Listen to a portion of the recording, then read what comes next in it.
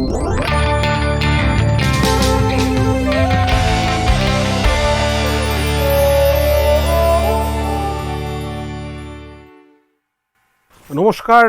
Welcome to live from Hindustan.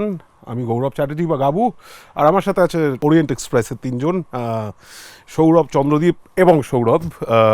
R actually ওদের সাথে কথা বলার আগে ডেফিনেটলি আমার যেটা বলা উচিত সেটা হচ্ছে যে আমাদের শহরে, আমাদের রাজ্যে, ইনফ্যাক্ট আমাদের দেশেও, স্পেশালি আমাদের শহরে, বিকজ আমাদের এখানে যারা ওয়েস্টার্ন ইনস্ট্রুমেন্টস, ওয়েস্টার্ন মিউজিক চর্চা করেছি যারা, আমাদের প্রত্যেকেরই কাছে একজন লেজেন্ড, একজন ইনস্টিটিউশন হলেন লেট মনোজিৎ দত্ত, বা আমাদের সবার কাছে খুব প্রিয় যেই নামে কচুদার ব্যাপারটা কিন্তু একটা সোশ্যাল স্টাডি হওয়ার মতো একটা ব্যাপার, যে উনি পশ্চিমবঙ্গে থেকে নিজের চেষ্টায় ল্যাটিন মিউজিকের এতগুলো ফর্মে কিভাবে একটা এরকম পারদর্শী হয়ে উঠলেন, এবং উনি একজন ইনস্টিটিউশন ছিলেন। আজকে আমাদের কলকাতা শহরের এবং পশ্চিমবঙ্গের প্রচুর মিউজিশিয়ান ওনার থেকে শিখে, ওনার সঙ্গ করে আজকে কিন্তু অনেকেই মিউজিক করছে।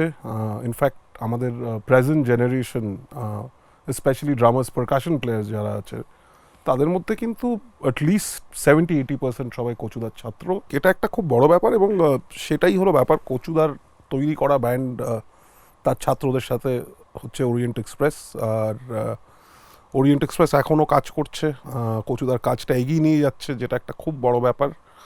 আর সেখান থেকেই আমি জানতে চাইবো, সৌরভ, যেহেতু একদম শুরুর থেকে ছিলি তুই, ওরিয়েন্ট এক্সপ্রেসের শুরুটা কিভাবে হলো? We started of the instrumental band. তখন যেটা হতো একদম ট্রেডিশনাল ওয়েতে যেটা হওয়া উচিত, সেটা অনেকের শুনতে ভালো লাগতো না।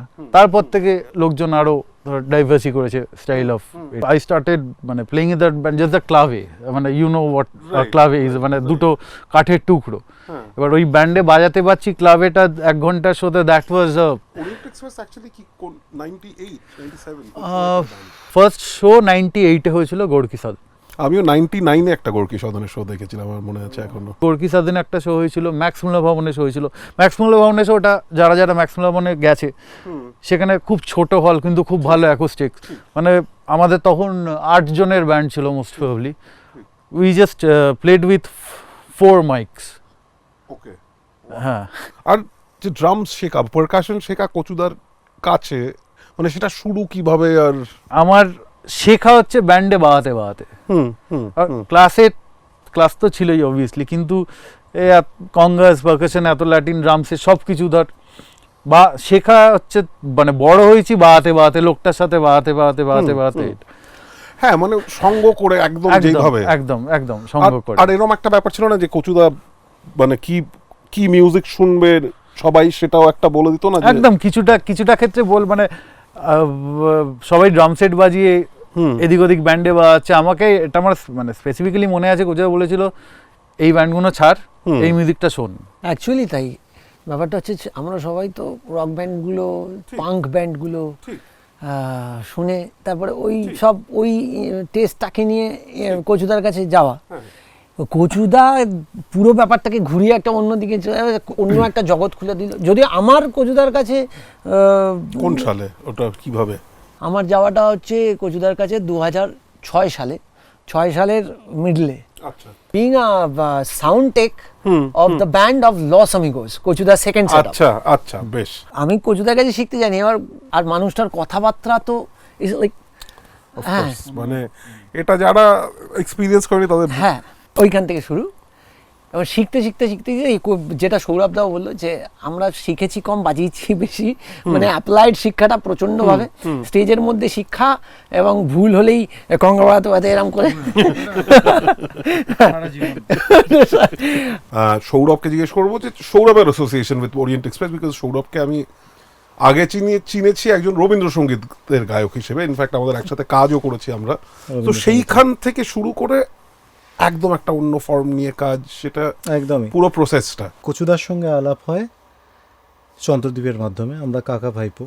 2009 সালে তখন ওই রকম 9-এর মিলে, তখন ব্যান্ডের মধ্যে একটা ভোকালিস্ট চেঞ্জ হবে, এরকম একটা ব্যাপার ছিল। তো আমিও জানতাম না যে হবে এটা, তো কচুদাই চন্দ্রকে বলে পাঠায় যে এরকম একবার বাপ্পাকে ট্রাই করলে হয়তো, ও তো শুনেছি গান টান করে, কিরম গায় কচুদা জানেও না কিন্তু তখন আমি কিরম গাই কিনা। অন্য ভাষায় গান গাওয়া, সেইটা অ্যাডাপ্ট করার ব্যাপারটা। এইটার জন্য আমি একটু নিজের প্রসেস একটু খেটেছিলাম। আমার প্রসেসটা ছিল খুব সিম্পল। করতাম কি, ল্যাটিন গানটাকে আগে আমি ডাউনলোড করলাম, করে গানটাকে সফটওয়্যার ফেলে স্লো করতাম, স্লো করে এবার লিরিক্সটাকে রাখতাম সামনে, এবার লিরিক্সটাকে দেখতাম, পড়তাম, তার সঙ্গে যেটা আমি কানে শুনছি সেটাও করতাম। আমি দেখেছি অনেকে যেটা হয় যে তুমি ধরে নাও গানটা শুনছো না, জাস্ট লিরিক্সটা পড়ে বুঝো, হয়তো সো এ না দি নো চে এরম বলছো, কিন্তু উচ্চারণ সো এ না দি নো চে বা এরম কিছু একটা বলছে, টানে বলছে। তো আমি দুটোকে কম্পেয়ার করতাম। Que mis ojos se despierten con la luz de tu mirada, yo a Dios le pido que mi mano se muere, que me para me recuerde. এত ফাস্ট উচ্চারণ, আমি এটা পড়ে কিছু বুঝতে পারবো না। Que mis ojos se despierten, সম্ভব নয়। তো আমি ওদের উচ্চারণগুলোকে বাংলায় লিখতাম। একটু ওরিয়েন্ট এক্সপ্রেসের অ্যালবামগুলোর বিষয় যদি বলিস।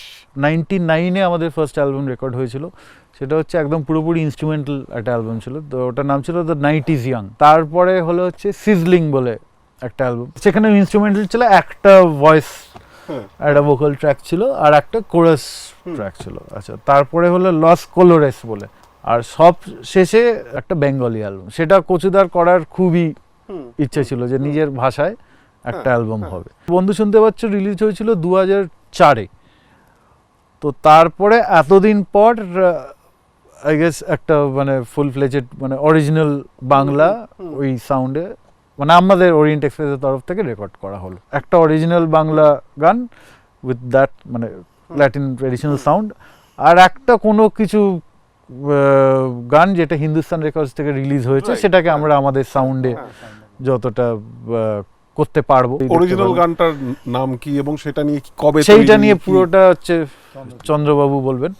হ্যাঁ, অরিজিনাল গানটা কম্পোজ হয়েছিল গানটার নাম হচ্ছে আকাশের ঘরের থেকে, আর কম্পোজ করেছিলাম বহু বছর আগে। এবং আকাশের ঘরের থেকে গানটা ওই অথেন্টিসিটিটাকে মাথায় রেখে আমরা নতুন করে অ্যারেঞ্জ করলাম, লিরিকটাকে আমি আবার নতুন করে লিখলাম। থ্যাঙ্কস টু হিন্দুস্তান রেকর্ডস আমাদের এই গানটা রেকর্ড হলো। আর একটা গান করেছি যেটা হিন্দুস্তান রেকর্ডসের থেকে বেরিয়েছে, সেটা হচ্ছে ত্রয়ীর সিনেমার জানা অজানা, সেটাকে আমরা ওই সান্টানা রুম্বা স্টাইলটা যেটা ওই ধরনের করেছি। এখন যে ব্যান্ডের যেটা সাউন্ড, আমাদের ওরিয়েন্ট এক্সপ্রেস যেটা বলছিলাম যে সারাক্ষণ ব্যান্ড সাউন্ড চেঞ্জ হয়েছে, তো আমরা যেটা করে দেখলাম যে আমরা লাইভে মানে আমরা ওই গানটা যদি লাইভ শোতে যদি করি আমরা কিভাবে করব, ওই সাউন্ডটা দিয়ে কিরম করে কি করা যায়। তো সেটাতে এবার কার্লোস সান্টানার মিউজিক আমাদের অনেকেরই ইনফ্লুয়েন্স, মানে অ্যাটলিস্ট আমার তো ইনফ্লুয়েন্স আমাদের ব্যান্ডের মানে এখনকার এই জেনারেশন। তো আমরা ট্রাই করলাম যে দেখা যাক ওই সাউন্ড আমরা করতে পারি। একটু লাইভ ফ্রম হিন্দুস্তানে এখানে পারফর্ম করার এটা এই এক্সপিরিয়েন্সটা নিয়ে যদি একটু কথা বলা যায় এবং এই উদ্যোগটা নিয়ে যে আজকে স্টুডিওতে এসে আগেকার দিনের মতো আগে যেরকম লাইভ, খুবই এটা ভালো একটা ইনিশিয়েটিভ। মানে কারণ এখন স্টুডিওতে ঢোকা মানেই লোকজন অনেক এতে ধরে নেয় ঠিক আছে এইটা করে নিলাম তারপরের থেকে ওইটা করবো, ওভারডাব এটা তো হয়ে যাবে, মানে একজন মিউজিশিয়ানই 4টে পার্ট বাজাচ্ছে। হ্যাঁ, তো সেটা দিয়ে একটা আমরা গান দেখছি। এবার লাইভ মিউজিশিয়ান মানে এক টেকে যেটা হবে সেটা আগে অবভিয়াসলি হতো, সেটা ওরিয়েন্ট এক্সপ্রেস আগে করেছে। ফার্স্ট অ্যালবাম ওয়াজ লাইভ, মানে একদম কেটে বন্ধ হলো, ভুল করলে একদম লাইভ। তো সেই জিনিসটা আবার হলো। হ্যাঁ, তো সেটা মানে থ্যাঙ্কস টু হিন্দুস্তান রেকর্ডস এইটা যে এই ইনিশিয়েটিভটা নিয়েছে এবং অনেক আর্টিস্টরা এটাতে পার্টিসিপেট করছে, সেটার জন্য থ্যাঙ্কস টু দেম। তো ওরিয়েন্ট এক্সপ্রেসের ফিউচার প্ল্যানস নিয়ে যদি কিছু, তাহলে কি আমরা আবার আরো বাংলা গান শুনতে পাবো, মানে সেরকম কি কোনো ভাবনা আছে বা ইনস্ট্রুমেন্টাল অ্যালবামের মানে রেকর্ডিং এর কোনো প্ল্যানস হচ্ছে এরপরে? আমরা সারাক্ষণই অরিজিনাল নিয়ে তো এখন এই সময়টা ভাববার একটা মানে কারণ লাইভ শো এরকম হচ্ছে না, সেটা এখন অনেক প্ল্যান আছে আরো রেকর্ড করা, অরিজিনাল রেকর্ড করা। I think it will be great because যেটা বলছিলাম যে মানে খুব বেশি তো এই বাঙালিদের ল্যাটিন মিউজিকের ইন্টারপ্রিটেশন তো খুব বেশি পাইনি আমরা। আর একটা জিনিস সেটা আমি বলতে পারি যে ট্রেডিশনাল ওয়েতে হয় না। ট্র্যাডিশনাল ওয়েতে হলে কারণ কারণ হ্যাঁ, কারণ হ্যাঁ। আর ডি বর্মন ওনার একটা ইন্টারপ্রিটেশন হ্যাঁ করেছিলেন, হ্যাঁ হ্যাঁ আর মহিন সম্পাদিততে অ্যারেঞ্জমেন্টটা নীলদা বনিদা কচুদার তাদের ক্লোজ ছিল, হ্যাঁ তাদের ইনফ্লুয়েন্স গুলো এবং অবভিয়াসলি বাবা যেহেতু ওই মিউজিকটা শুনতো ওটা হ্যাঁ, একটা ছিল, হ্যাঁ, বাবা আর কচুদারও একটা আলাপ হয়েছিল, একটা ওটা খুব মিউচুয়াল রেসপেক্টের একটা ব্যাপার ছিল খুব।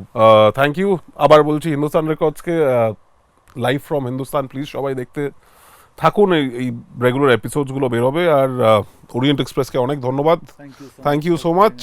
আমরা সবাই আজকে বিদায় তালে নিচ্ছি, আর প্লিজ চ্যানেলটা সাবস্ক্রাইব করবেন, আর যা যা লাইক করবেন, কি বেল আইকনে ক্লিক করতে হবে, আর যেগুলো সব মানে কারেক্ট কাজ ডেফিনেটলি করবেন, ফলো করবেন, কারণ এখানে অনেক কিছু আপনারা শুনতে অনেক পাবেন। রকমের গান Exactly, শুনতে পাবেন, exactly. দেখতে পাবেন। হ্যাঁ একটা খুব সুন্দর রিপ্রেজেন্টেশন অফ দ্য সিন, আমাদের এখানকার সিনের একটা খুব সুন্দর রিপ্রেজেন্টেশন এখানে হচ্ছে। সো থ্যাংক ইউ অ্যাগেন, আর সাথে থাকুন।